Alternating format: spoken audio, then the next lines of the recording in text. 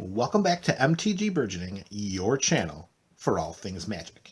In today's video, we are going to update and upgrade MTG Burgeoning's most popular EDH commander deck, Scion of the Dragon.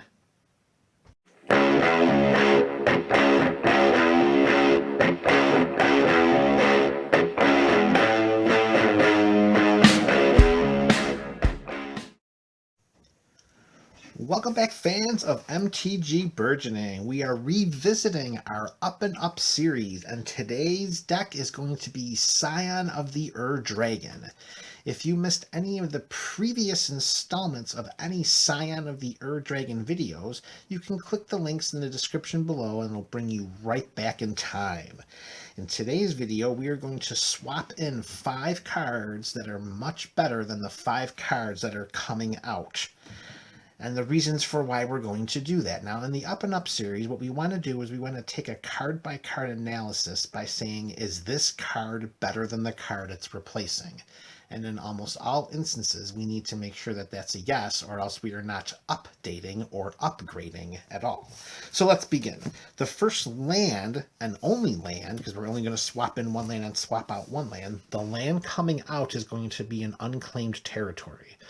With all of the 5 color lands included in the deck, this one's most likely the weakest. This is a much more underpowered version of Cavern of Souls and a much underpowered version of Haven of the Spirit Dragon. It comes into play, we pick dragons, it gives us 1 mana of any color to cast a dragon spell, but then it only gives us a colorless if we cast anything that isn't a dragon. That's similar to what Cavern of Souls does, that's similar to what Haven of the Spirit Dragon does. However, each of those 2 lands give us additional abilities, where Unclaimed Territory does not. So in order to include a land that I think functionally is a lot better overall for the deck, I figured the 1 land to come out, not to upset the symmetry of the land base, of course, will be the Unclaimed Territory. So, Unclaimed Territory coming out, and in its spot is going to be a copy of Command Beacon. Now, Command Beacon offers no chance for colored mana. It is only ever going... Come on, get in the game here, camera. There we go. Command Beacon is only ever going to tap for a colorless mana. However, that's not the reason why I'm putting it into this 5-color deck.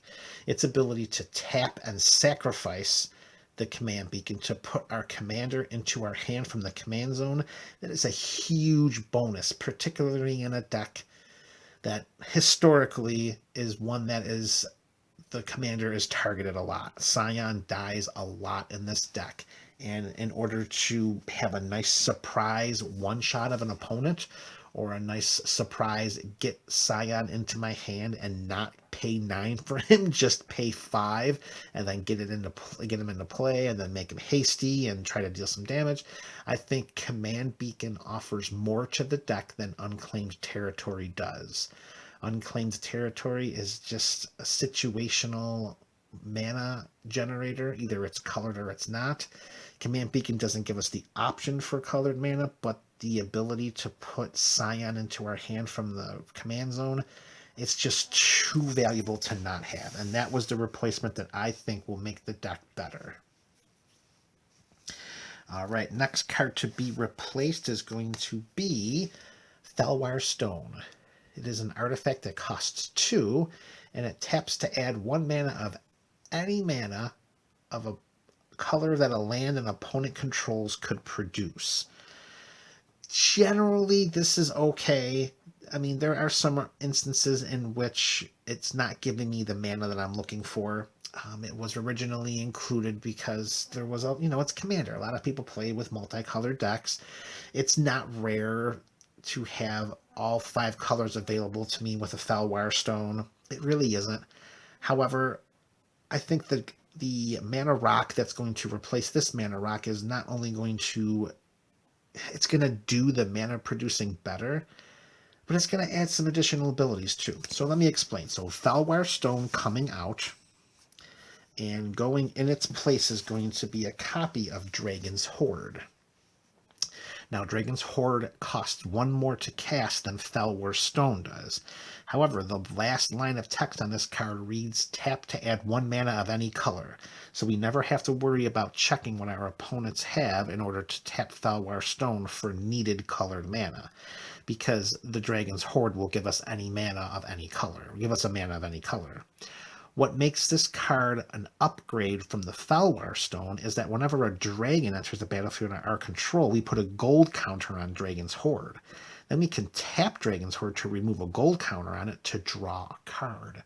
These are abilities that far surpass what Thalwar Stone does in this deck, and I really believe this was not a difficult decision to make, to upgrade from Thalwar Stone to Dragon's Hoard in a dragon-themed deck. It just seems like it makes too much sense it doesn't make sense not to make that choice. Now, bear with me for the explanation on this swap. And before you begin to sharpen the pitchforks and ignite the torches, just hear me out. Coming out is Guardian Project. Guardian Project is an enchantment, 3 and a green, and whenever a non-token creature enters the battlefield under our control, if it doesn't have the same name as another creature we control or a creature card in our graveyard, draw a card. It's great. We do have the tendency we do have the ability to make some dragon creature tokens in this deck, which would not trigger Guardian Project. We don't have multiple creatures of the same name because this is Commander. You just can't do that. They haven't made a dragon that lets us do that yet. So Guardian Project is a pretty solid card draw spell. So how could we possibly replace this? Well, for the purposes of this deck, and I want to highlight that, for the purposes of this deck, there's a card that's far superior than Guardian Project. For this deck, Garruk's Uprising does everything better. Its mana cost is only 2 and a green. When Garruk's Uprising enters the battlefield, if we control a creature with power 4 or greater, we draw a card.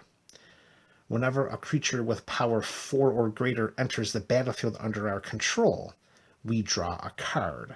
Notice that it says whenever a creature, there's no restriction on token creatures. Every creature in this deck, except for Silumgar, has a power 4 or greater. Almost every dragon creature token that we generate has power 4 or greater. Additionally, as a bonus, creatures we control have trample. Having, flying is great, flying trample is even better. So if we line these 2 cards up with the direct understanding that this is going to be in a dedicated dragon deck, Garruk's Uprising is cheaper. Garruk's Uprising will trigger more often.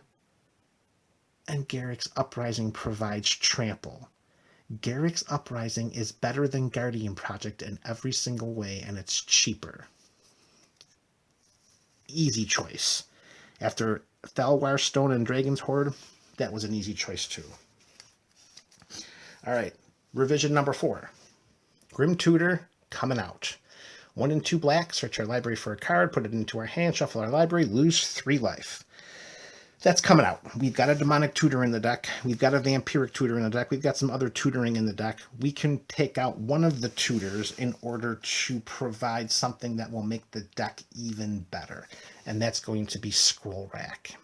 It costs 2 to cast and 1 to activate. And when we do, we exile any number of cards from our hand face down, put that many cards from the top of our library into our hand, then look at the exile cards and put them on top of our library in any order. This is an amazing artifact that will allow us to get the dragons that we want in our deck. We get them out of our hand, we get them back into the library so that we can activate Scion to become copies of that dragon. I gotta tell you, I can't tell you how many times I've had Dragon Tyrant in my hand and have dreaded it, or the original Nicol Bolas in my hand and dreaded it. Scroll Rack lets us get those cards from our hand back into our library, replaced with other cards, and then we have so many ways to shuffle those cards back into the deck so that we don't draw them back into our hand. We're running 10 fetches. We have Scion's ability. Scroll Rack in for Grim Tutor is an easy choice. And lastly, we are going to cut a little bit of our tutoring in order to filter our deck a lot better. So this one's going to be a little bit of a stretch. Crux of Fate is going to come out, 3 and 2 black, destroy all dragon creatures or destroy all non-dragon creatures. That's going to come out for a copy of Sylvan Library. This will allow us to filter the top of our deck, and it allows us to, during our draw step, we may draw 2 additional cards. If we do, choose 2 cards in our hand drawn this turn. For each of those cards, pay 4 life or put the card on the top of our library. Similar to Scroll Rack, this allows us to make sure that the dragons that we don't want in our hand stay on the top of our library. Then through shuffle effects, like our fetch lands or with Scion, that will allow us to keep the dragons where they'll be most powerful, the potential to become Scion of the Ur-Dragon. And those are the revisions for this deck, folks. This is MTG Burgeoning's Up and Up series. This is Scion of the Ur-Dragon. And this is your channel for all things magic.